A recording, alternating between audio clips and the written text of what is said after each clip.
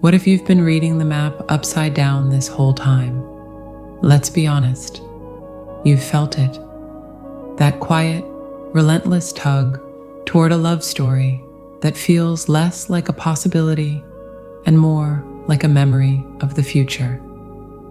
You've scanned the horizon for signs, deciphered synchronicities until your eyes blurred, and maybe even weathered those bewildering seasons where every door you reached for seemed to lock itself just before your fingers touched the knob.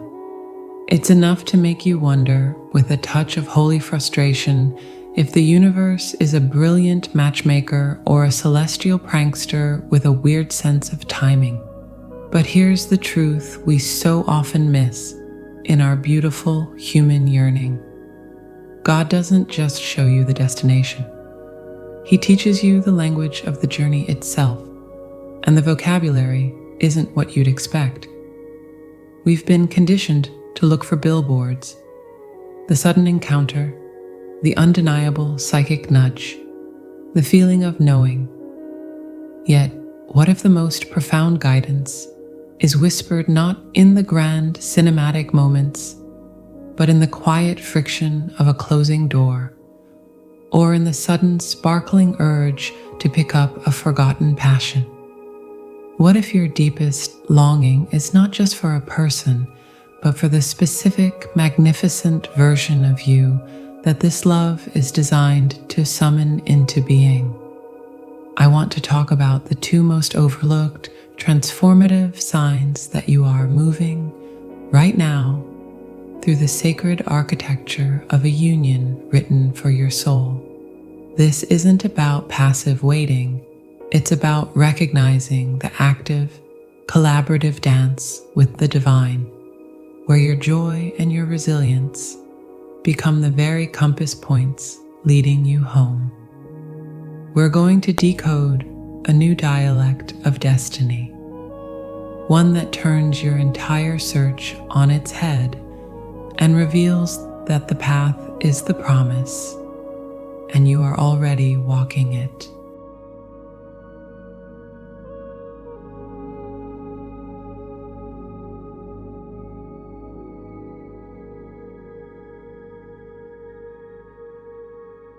All right, beautiful soul, let's get still for a moment. Let's talk about the language of no. You've prayed, you've visualized, you've done the inner work, or at least you've sweated through the spiritual gym trying. And then, just as a path toward connection seems to open, a promising meeting, a reconnection, a timeline that finally seems to align, the universe or God or your own soul, they're all whispering the same truth here, slams the door, not with a gentle click, but with a reverberating thud that shakes the dust from your heart's rafters. The job falls through. The text goes unanswered for weeks. A sudden, inexplicable anxiety wraps around the prospect like frost. A third party appears, chaos. And the mind, that brilliant, tortured storyteller, immediately weaves a tale of failure. I messed up. The divine is punishing me. My twin isn't awake enough. Or the classic, I'm just not worthy of the story yet. What if I told you that this is the story, not a detour from it? This frustration, this exquisite friction, this is the ink God uses to write the most crucial chapters. We're conditioned, you see, to worship at the altar of ease. We think blessing feels like a downhill coast, a smooth sail on sun-dappled water. But what if the most profound blessing often arrives, disguised as a headwind so fierce, it forces you to drop the heavy, unnecessary cargo you didn't even know you were carrying? Let me paint you a picture, one that's less ethereal and more geological. Imagine your spirit's path to union is a mighty river, carving its way toward a sacred ocean. You, in your little boat, have a map you drew yourself based on old scrolls and wishful thinking. You see a straight line, efficient, direct. But the river keeper, the one who knows the true, ancient course to the sea, sees the unstable banks ahead, the hidden rocks that would splinter your vessel, the stagnant deltas where you'd languish. So what does he do? Does he gently suggest? Sometimes, but often he uses the very force of the current, which you perceive as resistance, to steer you, bumping you painfully away from one shore toward a different, stronger channel. You are too fixated on the horizon to even notice. That bump isn't a rejection of you. It's a rejection of the route you were insisting on. The river wants you to reach the ocean hole, not shipwrecked on a pretty, proximate sandbar. This is sacred misalignment. It's not a test of your pain threshold. Let's be utterly clear. God is not a celestial sadist. The divine doesn't sit there going, let's see how much emotional torture she can endure for the plot. That's a human drama, not a divine plan. No, this is the ultimate act of protection. It's the loving parent grabbing your hand away from the hot stove you're mesmerized by, because it's shiny and warm right now. The stove might be a person who looks like the answer, a situation that smells like destiny, but would, in the long sanctity of your soul's timeline, leave a scar that would hinder your capacity to give and receive the real, radical love waiting for you. Think about your own life. Honestly, have you ever, in retrospect, breathed a sigh of such profound gratitude for a no you once wept over? A relationship that ended that you now see would have suffocated you. A dream job you didn't get that would have locked you in a gilded cage. That's the microcosm. The macrocosm of a God-written union operates on the same principle, just with higher stakes and far more intricate soul geometry. Here's the mysterious, beautiful mechanics of it. This disruption creates what I call a holy vacuum. Natures and spirit abhor a vacuum, but not in the way we think. They rush to fill it. But first, you have to be emptied of what you were trying to force into that space.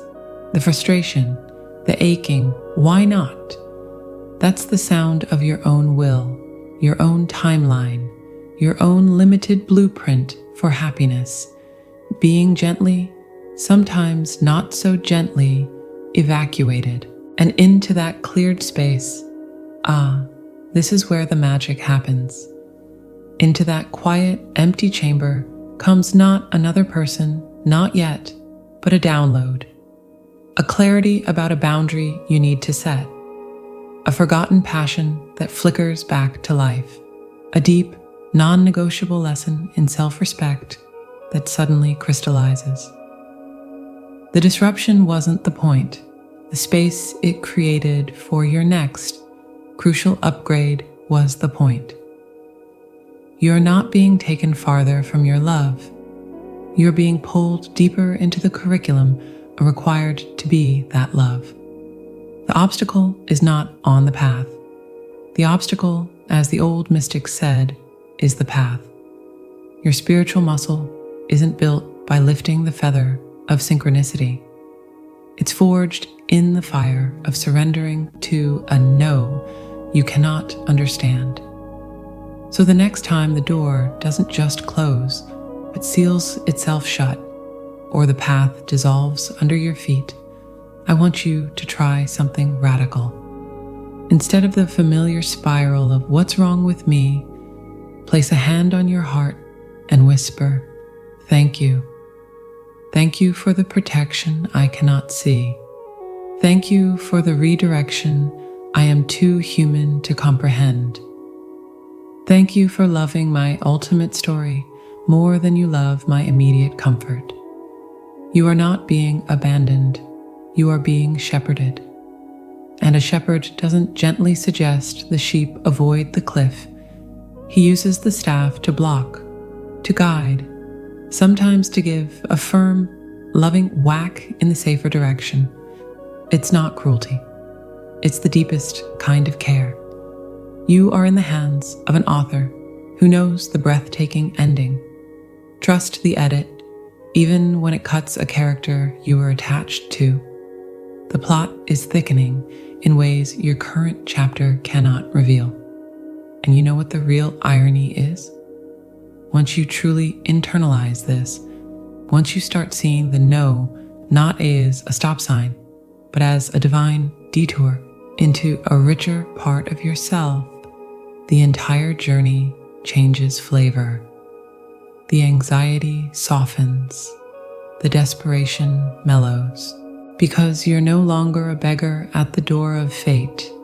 You're an apprentice in the workshop of destiny, learning to trust the master carpenter's hands, even when he sets aside the piece you were sanding to perfection. You start to realize the most profound sign isn't finding the person. It's becoming the one. But that becoming, that's where it gets really interesting. Because how do you know which parts of you are being called forth? Well, that's where we have to talk about the second sign. The one that feels less like a closed door and more like a sudden, thrilling gust of wind at your back, urging you to build a sail you never knew you had the design for.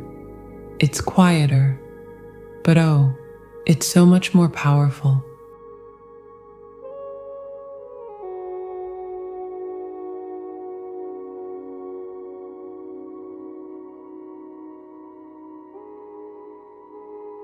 So here you are. The door didn't just close, it vanished. And in the quiet that followed, a quiet so profound, you could hear the hum of your own soul. Something else happened. You didn't see an angel. You didn't find a feather. You woke up with a strange, fizzy impulse to finally register for that pottery class, or dig out the old guitar, or spend a whole Sunday mapping out a business plan for that idea you've nursed for a decade. A gentle, persistent nudge that feels like your own thought, but brighter, sourced from a deeper well. This, my friend, is the second secret language, the divine download.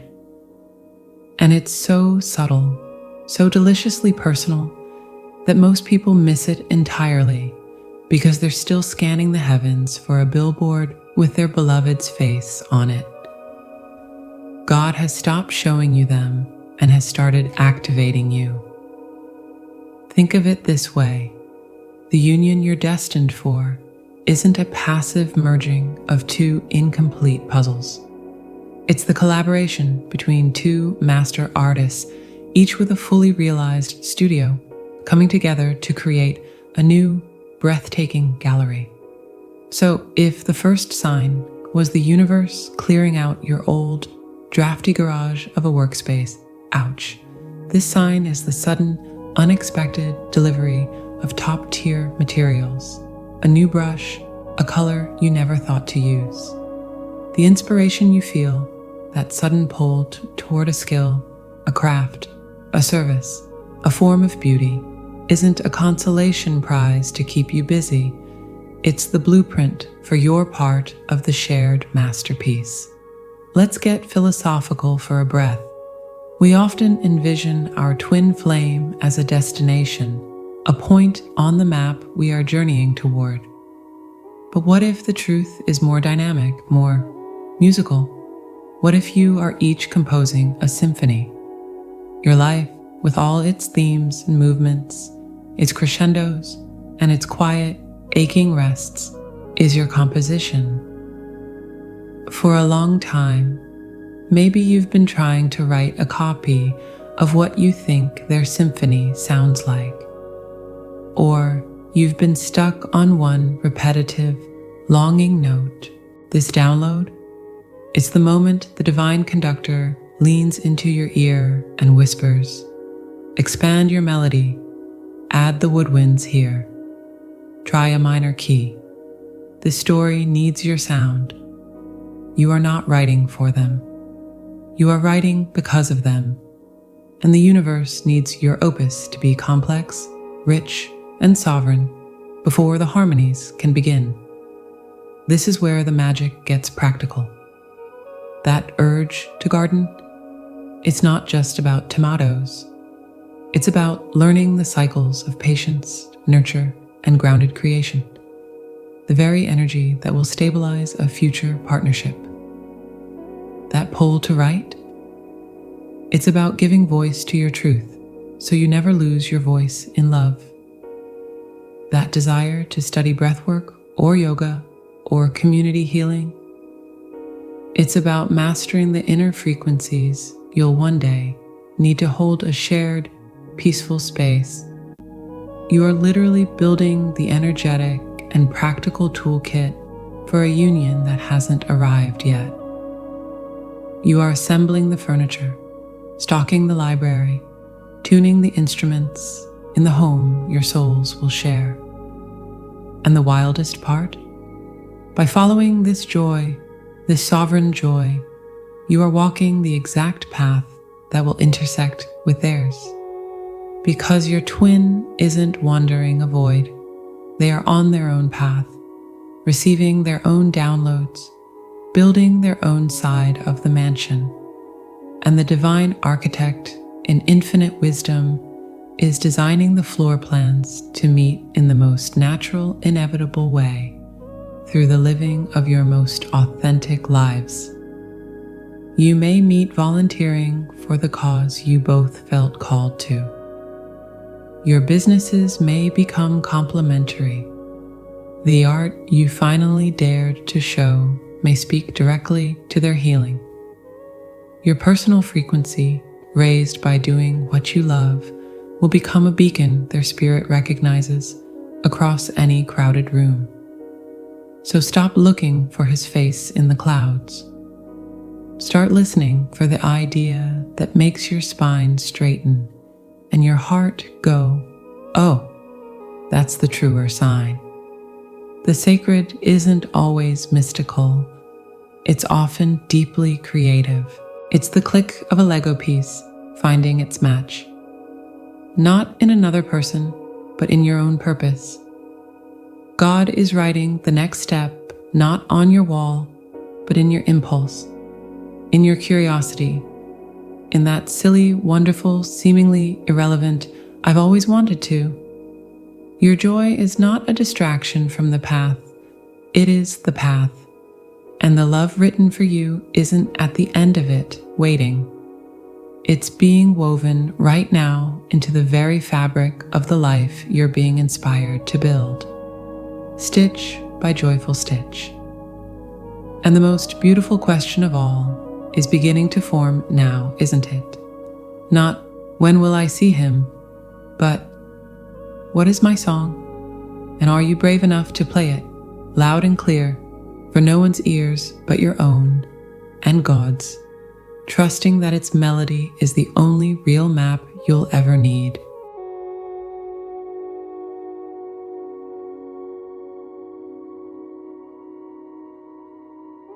Here, at the end of all our searching, is the quiet revelation you've been circling toward. It doesn't roar, it settles, like the final piece of a puzzle that has, until this very moment, been insisting it's part of the sky, only for you to realize with a soft gasp that it's the glint in the eye of the portrait you've been assembling all along. The portrait is you. The journey was never about decoding an external, esoteric map to someone else's doorstep. It was about becoming fluent in the intimate daily dialect of your own soul, as God speaks it. Think of it like this. You've been straining to hear a promised song on a distant radio frequency, static and hope crackling in equal measure. But the real transmission, the clear, clean signal, wasn't broadcasting from a tower somewhere out there. It was always being played in the chamber of your own heartbeat, a private concert for an audience of one, you and the divine.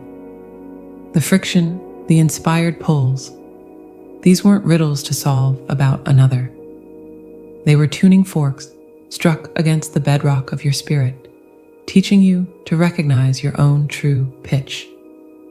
The harmony you yearn for?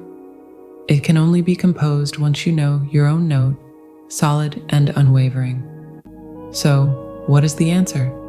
It's breathtakingly simple, though getting here was anything but. You are already walking the union. Every time you honor a closed door as protection and not punishment, you are building the trust that is the foundation's cornerstone.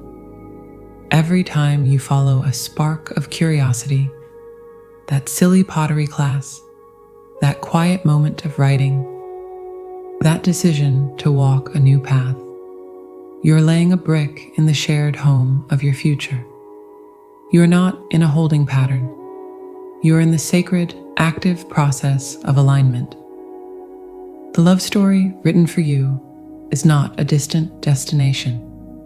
It is the very path you're on, its texture made from your choices to grow, to trust, to create, and to release. This path is not a lonely one.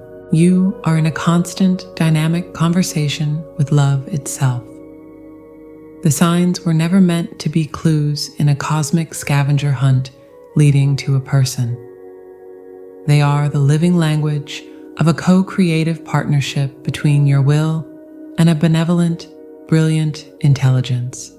You are collaborating with the universe on the masterpiece of your life, and your beloved is an integral, already present character in that story, being woven in on a parallel loom.